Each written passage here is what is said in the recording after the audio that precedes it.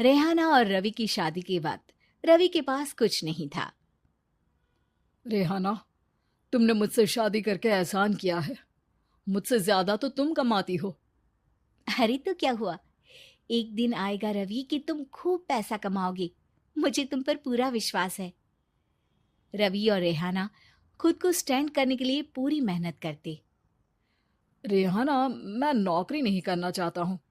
तो कोई बात नहीं, मैं नौकरी करके घर चलाती हूँ, तुम बिजनेस सेट करने की कोशिश करो। एक दिन रेहाना, तुम जानती हो, मैंने जो विज्ञापन बनाने वाली कंपनी खोली थी ना, उसे बड़ी ब्रांड का ऑफर आया है। अब हम लोगों के दिन ब्यारे न्यारे हो गए हैं। मैं जानती थी रवि कि एक दिन तुम सेटल हो जाओगे। रवि का काम अच्छा चल जाता है। एक दिन वो रेहाना से कहता है, रेहाना, अब हम लोगों का बच्चा भी हो गया है। बहुत छोटा है वो। उसका ख्याल कैसे रखेंगे हम? कैसे क्या, मैं गांव से माँ को लेकर आ जाती हूँ। नौकरी से हाफ डे ले लिया करूंगी।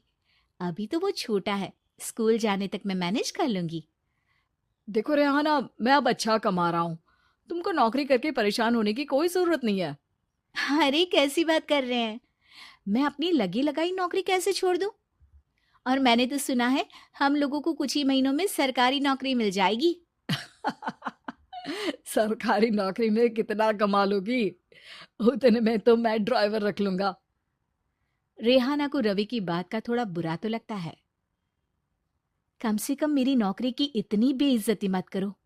भूल गए, इसी नौकरी के बदौलत तुमने अपना बिजनेस खड़ा किया है। अरे वो तो मैं किसी के भरोसे भी कर लेता। देखो, अपने बच्चे को संभालो, घर का काम करो। अब बाहर जाती तुम अच्छी नहीं लगती हो। रेहाना रवि के कहने पर नौकरी तो छोड़ देती है, लेकिन अब बड़े से घर में उसकी कीमत किसी नौकर से कम नहीं होती। एक दिन रवि का दोस्त आता है। भाभी, हम लोग तो आपको तब से जानते हैं जब से आप लोग शादी होकर इस शहर में आए थे। आपकी बदौलत ही सारा बिजनेस खड़ा हुआ है। ये किस्मत तो आप ही की है भाभी। हाँ हाँ भाई, हमारी मेहनत तो कुछ है ही नहीं। अरे होगी, लेकिन भाभी की किस्मत के आगे कुछ नहीं। दोस्त वहां से चला जाता है, लेकिन रवि का गुस्सा सातवें आसमान में होता है। देखा कैसे बोल रहा था? अरे बिल्कुल अच्छा आदमी नहीं है ये। कैसी बात कर रहे हैं आप? प्रशांत भैया तो बहुत अच्छे इंसान है रवि। कैसे उन्होंने हमारे मुश्किल वक्त में हमारा साथ दिया था। अरे था पैसा तो साथ दिया, नहीं तो कौन पूछता है? रवि का व्यवहार पैसा आते ही अलग हो गया। वो बंदे को बंदा नहीं समझता। घमंड से घिरे रवि ने तो एक दिन हद ही कर दी। रेहाना, मैं अब तुम्हारे साथ नहीं रह सकता हूँ। क्या क्या बकवास कर रहे हो रवि? क्या कहना चाहते हो? और क्यों नहीं रह सकते तुम मेरे साथ? देखो, मुझे कोई और पसंद है, और उसने साथ रहने पर बस यही शर्त रखी है कि मुझे तुम्हें तलाक देना होगा। रेहाना, जो कि एक स्वावलंबी महिला थी, उसने बिना देर किए रवि को कह दिया, कोई इश्यू नहीं, मुझे पैकिंग में 4 दिन का वक्त लगेगा, लेकिन तब तक मैं तुम्हारे साथ नहीं रहूंगी। 4 दिन के लिए तुम कहीं और शिफ्ट हो जाओ, मैं घर से निकलूंगी तो बता दूंगी। रवि घर छोड़कर चला जाता है। रेहाना को दुख होता है, वो रोती है, लेकिन व्यवहार से स्ट्रांग रेहाना को पति के वापस आने का और उसे सबक सिखाने का पूरा भरोसा था। फिर एक दिन, अरे शुशिका, कब शादी करोगी तुम मुझसे? यार मैंने तो सोचा था तुम शादी से पहले मुझे विदेश लेकर जाओगे, महंगी कार दिलाओगे। अरे सब दिला दूंगा, लेकिन पहले मुझसे शादी तो कर लो। हाँ हाँ, क्यों नहीं। मैं कुछ दिनों के लिए अपने मम्मी पापा के पास जा रही हूँ और लोगों से अपनी शादी की बात करूंगी। अरे शुशिका, कैसे रहूंगा मैं तुम्हारे बिना? अब तो शादी ही होने वाली है हम लोगों की। शुशिका रवि को छोड़कर चली जाती है। रवि घर आता है, जहां रेहाना को ना पाकर उसे सब अजीब लगता है। घर तो रेहाना के बिना कुछ नहीं है। बच्चे की याद भी आ रही है। चलो एक वीडियो कॉल कर लेता हूँ। रवि रेहाना को वीडियो कॉल करता है, लेकिन रेहाना फोन नहीं उठाती। रात को सोते वक्त मन कर रहा है मुन्ने को गले लगा लूं। चलो कोई ना, शुशिका से शादी के बाद मेरे और भी बच्चे होंगे।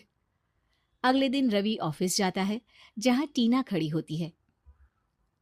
सर, आपने अपने नए ऐड के लिए मॉडल की रिक्वायरमेंट डाली थी ना, मैं उसी के लिए आई हूँ। रवि टीना को देखकर खुश हो जाता है। अब शादी हो गई है तुम्हारी? नहीं सर, बस अच्छा सा हैंडसम और अमीर लड़का देख रहे हैं मेरे मम्मी पापा। रवि के दिमाग से तो टीना को देखकर शुशिका का ख्याल भी खत्म हो जाता है। अरे यार, ये लड़की मिल जाए कितनी सुंदर है। शुशिका तो इसके आगे कुछ नहीं है। आ, अब क्या तुम्हें ऐसा नहीं लगता कि मुझसे मिलकर तुम्हारी ये खोज खत्म हो गई है? आप ना, आप तो 2 बच्चों की पापा लग रहे हैं। अरे नहीं नहीं, मेरी शादी तो हुई थी, लेकिन बीवी को किसी और से प्यार था, मुझे छोड़कर चली गई। खैर, टीना की दोस्ती रवि से हो जाती है, लेकिन 1 महीने बाद शुशिका रवि के पास वापस आती है। मेरे मम्मी पापा तुमसे मिलना चाहते हैं, लेकिन उन लोगों को ये मत बताना कि तुम पहले से शादीशुदा हो, और हाँ, शादी से पहले अपनी सारी प्रॉपर्टी तुमको मेरे नाम करनी होगी। अरे पागल, अब मैं तुमसे शादी ही नहीं करना चाहता। भला ऐसी लालची औरत से कौन शादी करेगा? तभी वहां टीना आ जाती है। रवि, ये पागल सी औरत कौन है? देखो, तुमने ही कह दिया ना पागल, तो पागल ही है। पता नहीं कौन है, कह रही है शादी कर लो, लेकिन शादी से पहले अपनी सारी प्रॉपर्टी मेरे नाम कर दो। बोल तो सही रही है।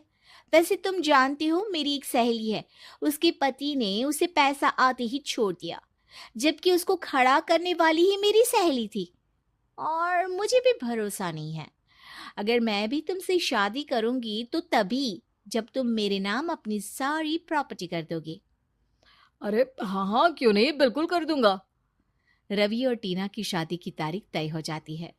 वो अपनी सारी प्रॉपर्टी के कागज लेकर शादी वाली जगह पर पहुंचता है, लेकिन वहां टीना आती नहीं।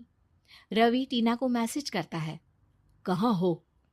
सॉरी, मैं तुमसे शादी नहीं कर सकती, मुझे तुमसे भी ज्यादा पैसे वाला मिल गया। रवि को गुस्सा आ जाता है। वो गुस्से से सारा डेकोरेशन तोड़ रहा होता है कि वहां रेहाना आ जाती है। सर, क्या हो गया? क्या डेकोरेशन पसंद नहीं आई आपको? अ, तुम तुम यहाँ क्या कर रही हो?